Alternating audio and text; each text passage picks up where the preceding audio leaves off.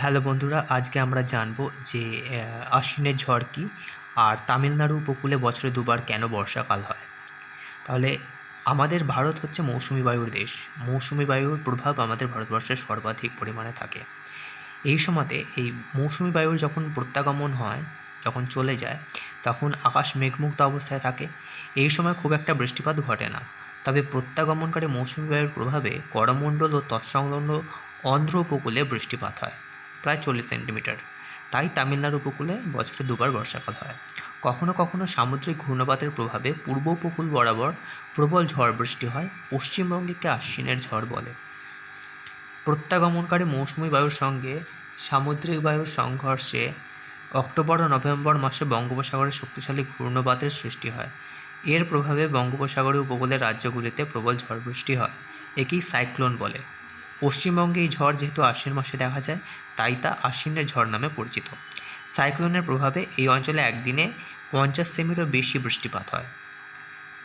আর তামিলনাড়ু উপকূলে বছরে দুবার বর্ষাকাল হয় কেন?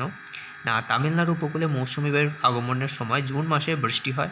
আবার অক্টোবর ও নভেম্বর মাসে উত্তর পূর্ব ভারত থেকে প্রত্যাগমনকারী মৌসুমি বায়ু বঙ্গোপসাগরের ওপর দিয়ে যাওয়ার সময় জলীয় বাষ্প সংগ্রহ করে ফেরেলের সূত্র অনুযায়ী ডান দিকে বেঁকে করমণ্ডল উপকূলে প্রবেশ করে এবং পূর্ব ঘাটে বাধা পেয়ে বৃষ্টিপাত ঘটায়।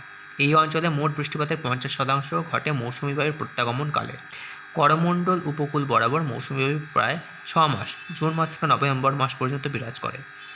পশ্চিমী ঝঞ্ঝা বা পশ্চিমী ঝামেলা কি? না, শীতকালে ভূমধ্যসাগর থেকে আগত দুর্বল ঘূর্ণাবর্তের প্রভাবে ভারতের উত্তর পশ্চিম অর্থাৎ পাঞ্জাব, হরিয়ানা, রাজস্থান, জম্মু ও কাশ্মীর এই সমস্ত অঞ্চলে মাঝে মাঝে হালকা বৃষ্টিপাত এবং পার্বত্য অঞ্চলে তুষারপাত হয়। এটাই পশ্চিমী ঝঞ্ঝা বা ওয়েস্টার্ন ডিস্টারবেন্স নামে পরিচিত। এই ঘূর্ণাপাতের মাধ্যমে শীতকালীন রৌদ্রোজ্জ্বল আবহাওয়া বিঘ্নিত হয় বলেই একে পশ্চিমী ঝঞ্ঝা বা পশ্চিমী ঝামেলা বলে। এই ঘূর্ণাপাতের প্রভাব কখনো কখনো পশ্চিমবঙ্গ পর্যন্ত এসে পড়ে।